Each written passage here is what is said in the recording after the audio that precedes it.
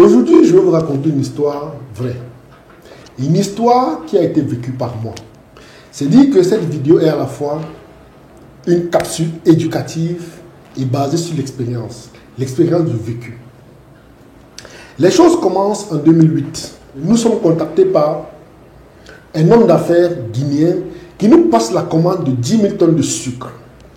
Lorsqu'il nous passe la commande, dans mes recommandations, je lui dis de prendre plutôt 12 500 tonnes au lieu de 10 000. Il insiste et va maintenir les 10 000 tonnes. Nous lui faisons une facture pro forma et dans cette facture, on lui dit qu'il doit nous reverser 50 millions de francs CFA comme commission. Il trouve que c'est énorme et va vers une personne d'autre. Je sais pas, on ne sait pas vers qui il est parti, mais toujours est-il qu'il est allé vers quelqu'un qui devait exécuter le marché. Et il faut noter que dans la transaction, on parle de type de sucre Ikumsa 1200. Ce détail est important parce que lorsqu'on parle du Ikumsa 1200, on parle du sucre brun foncé. Ce n'est pas du sucre blanc. C'est un sucre qui est hautement recherché dans l'industrie. Il procède au paiement, il mène la transaction avec l'entreprise en question et à la dernière minute, il se trouve que le monsieur n'a pas reçu sa marchandise et le paiement a été fait. Il faut comprendre qu'on parle de 3 600 millions de francs CFA. Il se retrouvait dans une situation où il n'a pas reçu la marchandise et son argent était pratiquement volatilisé. Étant au courant de cette affaire, nous allons vers lui, lui dire, bon voilà monsieur, on sait qu'il y a il y a quelque chose déjà qui s'est passé, vous êtes en ce moment en difficulté. Nous pouvons vous apporter une solution, vous aider à retrouver votre argent et pour cela, nous devons avoir 700 millions de francs CFA. Il trouve que 700 millions de francs est énorme et sachant qu'il avait des connaissances dans l'armée, il allait voir l'une de ses connaissances qui était commissaire de police. Ils ont fait ce qu'ils pouvaient. Malheureusement, le monsieur n'est jamais rentré en possession de son argent. Vous allez probablement vous demander, mais qu'est-ce qui s'est passé? Et quelle est la solution? Qu'est-ce que je propose en tant que négociant des matières premières dont les amis restez scotchés? La suite de l'histoire dans quelques instants.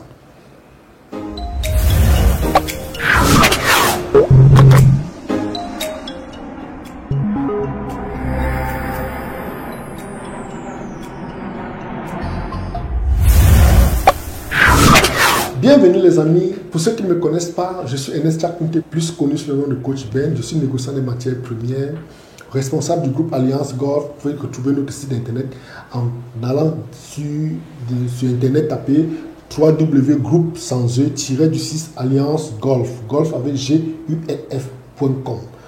Derrière, nous avons Startup Anne, qui veut dire Startup d'accompagnement des nouveaux entrepreneurs, où nous accompagnons les entreprises et les jeunes entrepreneurs. Nous avons Free Network, qui est un réseau de télécommunications. Nous avons Saveur du Sahel, une entreprise qui a été créée au Niger. Nous avons Goldseed, qui est une société de chocolaterie en construction. Bien évidemment, nous avons d'autres casquettes.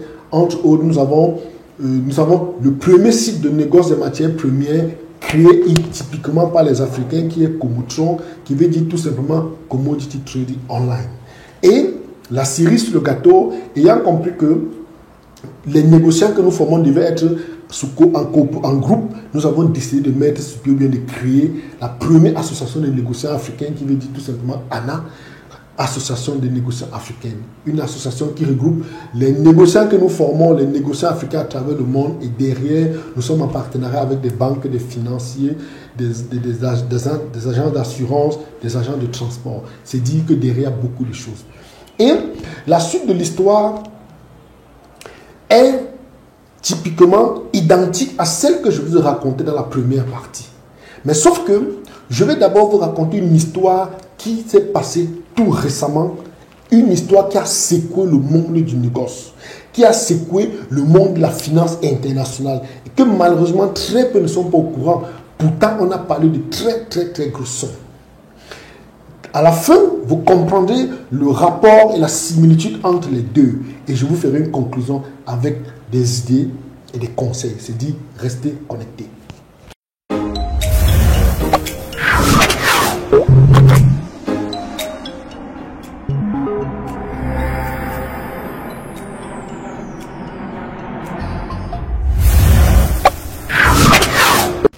Donc, les choses commencent en décembre 2022. Puisqu'il faut le dire, je suis dans certains groupes avec des responsables de la Banque mondiale, des responsables du FMI, des responsables de très grosses entreprises de négoce de matières premières.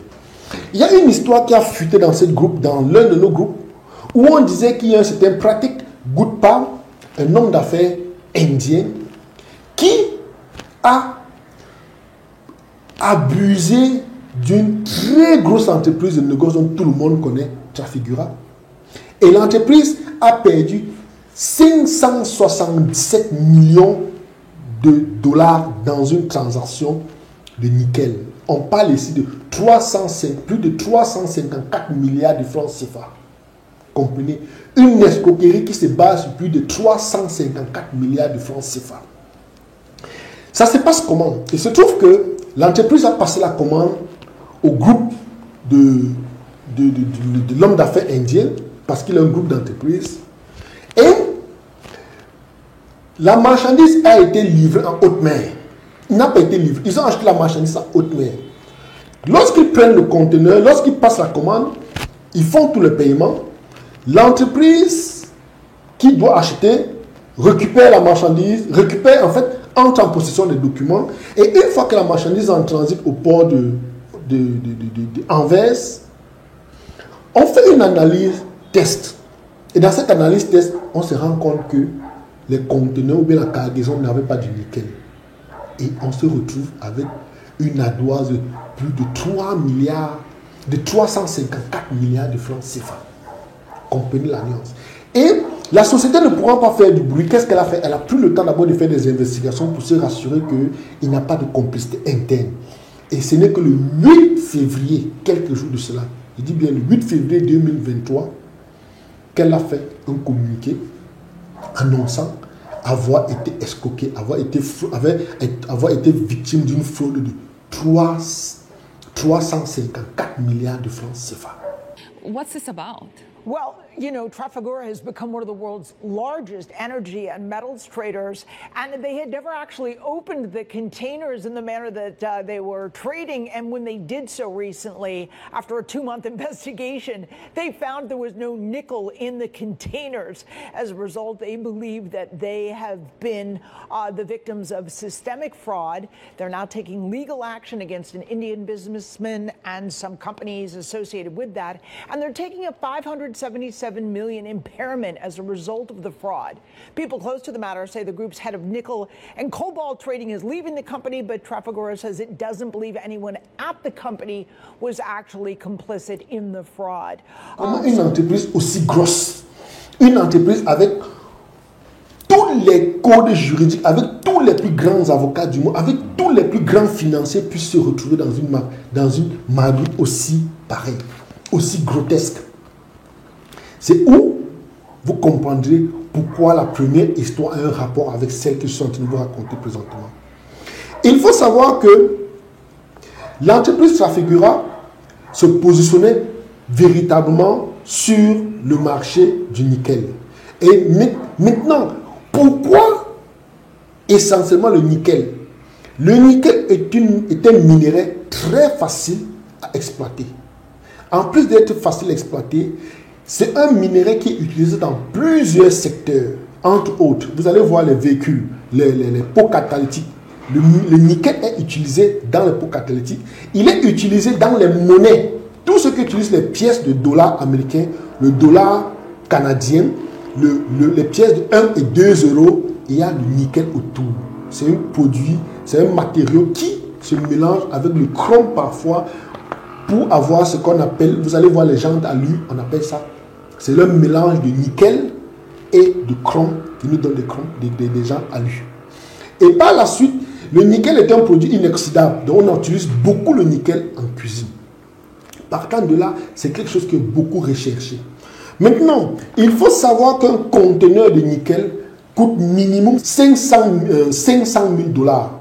La chose la plus difficile derrière, c'est que le nickel étant un produit autant cher, n'a pas les mêmes protections que les produits, les métaux rares tels que l'or.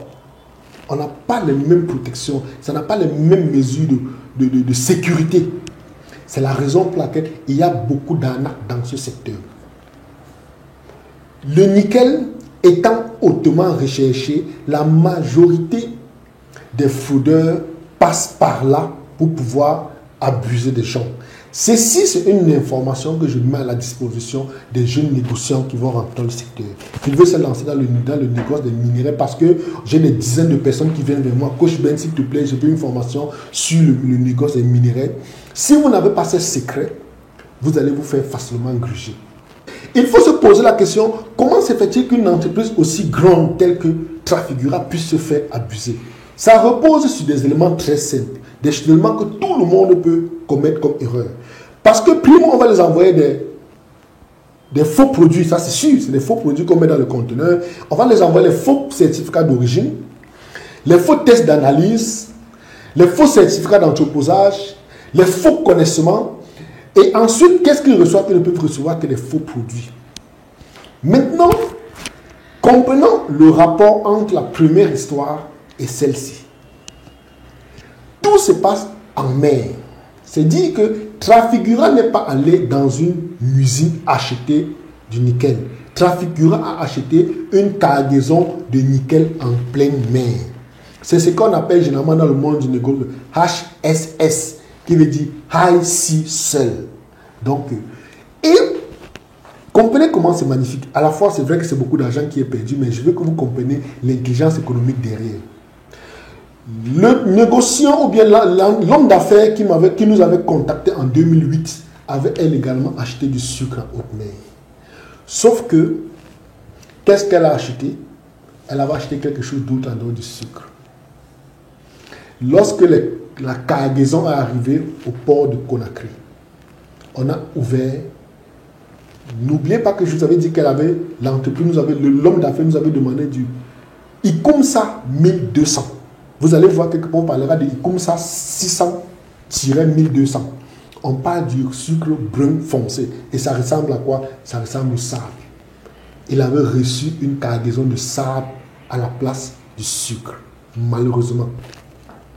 Tout comme Trafigura a reçu une cargaison de quelque chose d'autre à la place du nickel, l'homme d'affaires guinéen avait reçu du sable, malheureusement. Comment ça se passe? Lorsque vous achetez une marchandise en pleine mer, vous n'avez pas la possibilité de vérifier certaines choses. Vous allez demander les certificats d'analyse, on vous envoie les certificats d'analyse.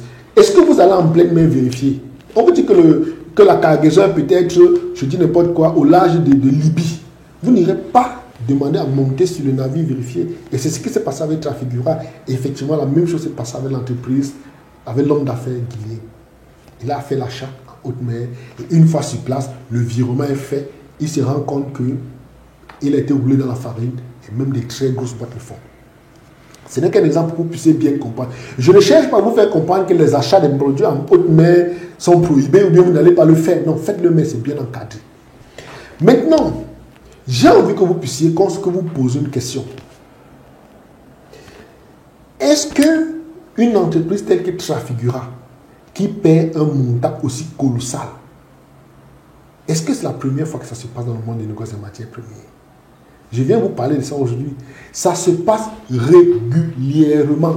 Tous les jours, ça se passe. Ça revient à ce que je dis tout le temps aux gens. Ne rentrez pas dans le négoce des matières premières parce que vous avez dit que vous allez gagner 100 millions, vous allez gagner 500 millions. Imaginez un instant que vous soyez dans un deal tel que celui-ci. Vous avez été contacté. Et l'entreprise se rend compte à la fin que c'est du sable qu'elle a reçu. Vous êtes impliqué jusqu'au cou. Imaginez que vous soyez dans une entreprise, dans la transaction avec Trafigura, où on parle de 354 milliards, plus de 354 milliards. Vous êtes une entreprise de négoce, vous êtes impliqué. C'est la raison pour laquelle il y a des choses à savoir. Il y a des choses extrêmement importantes à savoir. Et si vous ne connaissez pas ces secrets, vous êtes exposé. Vous êtes exposé. Ne jouez pas avec le négoce des matières premières. Ne vous laissez pas avoir. Ne vous faites pas avoir par des gros chiffres. Il y a des très gros risques. Je n'ai jamais cessé de le dire. Le négoce des matières premières est une activité qui regorge beaucoup de fonds et en même temps, on va en prison aussi facilement. Parce que vous parlez avec des vrais milliardaires. Vous ne parlez pas avec les milliardaires des réseaux sociaux. On parle avec des vrais milliardaires. Le jour où ils veulent vous faire des problèmes, ils vont faire des vrais problèmes. Maintenant, qu'est-ce que vous devez savoir? Lorsque vous êtes face à une situation telle que celle-ci, Comment faire pour se protéger? Comment éviter ce genre de piège? Comment se mettre à l'abri? Vous convenez avec moi que je ne peux pas dire tout ceci devant une caméra. C'est la raison pour laquelle je vais vous dire, retrouvez-nous. Ce sont des secrets, des très bons, des gros secrets que je distribue, je partage avec les gens de façon privée. On ne met pas tout sur les réseaux sociaux. Pas du tout. Parce que si je le mets, à la fois, j'aurai les gens qui font ces choses, qui vont me pourchasser parce que je viens dévoiler leurs secrets. Je vais leur montrer comment, montrer au grand public comment se prémunir. C'est pour cette raison que je vous recommanderais de cliquer dans le descriptif, dans le lien figurant le descriptif de cette vidéo, et puis retrouvons-nous de l'autre côté pour mieux en parler. Maintenant, qu'est-ce que je vais vous dire pour que vous puissiez mieux comprendre par rapport à ce qui s'est passé, par rapport à ces deux histoires? Lorsque vous êtes face à ce genre de situation, et vous avez des grosses entreprises, vous avez des grosses entreprises, vous avez des grosses marchandises, des gros stocks de marchandises, des grandes quantités de marchandises à déplacer, prenez des dispositions. Prenez des dispositions. Ne soyez pas friands d'argent, ne courez pas derrière l'argent et puis parce qu'on va vous donner certains montants, vous allez courir et puis prendre, croyant que ça va toujours bien se passer. Il y a des moments où ça se passe très bien, dans la majorité des cas, il faut le dire, mais il y a des situations où on perd beaucoup d'argent. Je vous explique pourquoi l'entreprise au départ, lorsque l'entreprise guinéenne, lorsqu'on lui demande 50 millions, elle pense que c'est beaucoup d'argent. Qu'est-ce que nous on devrait faire? Si face à cette situation, on ne devrait jamais acheter un sucre en haute mer. Non. Souvenez-vous qu'au début de la vidéo, je vous expliquais qu'on leur avait dit de prendre 12 500 tonnes. Il a insisté à 10 000 tonnes. Parce que quoi? S'il prenait 12 500 tonnes, c'est l'équivalent d'un petit navire. Et naturellement, on allait au Brésil, on chargeait notre cargaison devant nous, on prenait notre marchandise, on retournait. Mais comme le monsieur ou bien l'homme d'affaires ne connaissait pas ces astuces, il a préféré rester et il voulait quelque chose en usant 10 000 tonnes. Les 10 000 tonnes, non seulement il a perdu de l'argent, il a perdu son temps et puis il a perdu. Il paraît qu'il avait fini ailleurs. Je ne sais pas envie de dire l'argent, mais il a fini autrement. Donc, voilà un secret. Au lieu de s'arrêter à 10 000 tonnes, donc vous rencontrez un jour un client qui vient vous dire je veux 10 000 tonnes de sucre. Dis-lui que mon ami, arrêtez de me dire que vous voulez 10 000 tonnes de sucre. Prenez 12 500 tonnes. 12 500 tonnes, on affecte un petit navire. Et vous allez directement à l'usine, on charge le produit devant vous. Au lieu de chercher à acheter 10 000 tonnes de sucre en pleine mer, qu'est-ce que vous rassure que c'est du sucre que vous allez recevoir? Et il faut comprendre qu'il y a des conditions de vente en pleine mer. Il y a des conditions que si vous ne maîtrisez pas ces conditions, ça devient compliqué. Pour vous dire comment le monde du négoce des matières premières est un monde hautement stratégique et un monde hautement risqué. Parce que là-bas, on parle tellement de grosses sommes. Quand on vient vous parler de pratiques, goûte pas, et qu'il a un ensemble d'entreprises impliquées dans le deal, et il y a une fraude de 354 milliards. Les amis, on parle du bon argent. Ça, c'est le bon argent. Permettez-moi de vous le dire, même moi, ça passe, je ferai la même chose. Il ne faudrait pas que je cherche à jouer les 5. Croyez-moi, je le ferai. Je ferai. On parle de 354 milliards.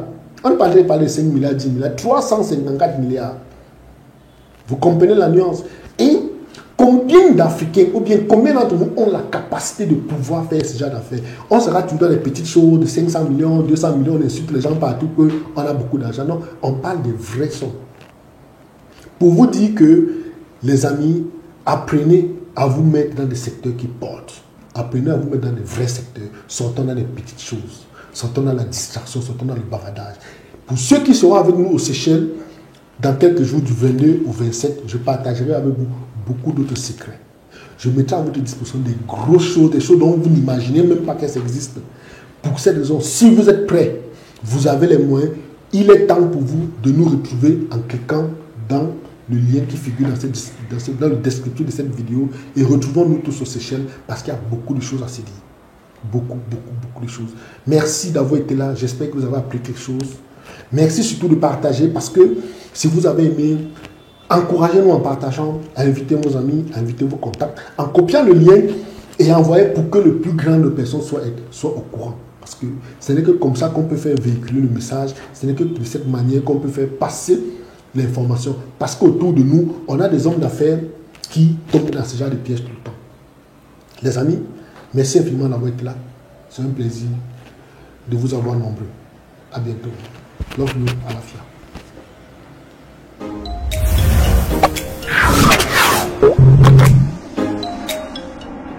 Merci.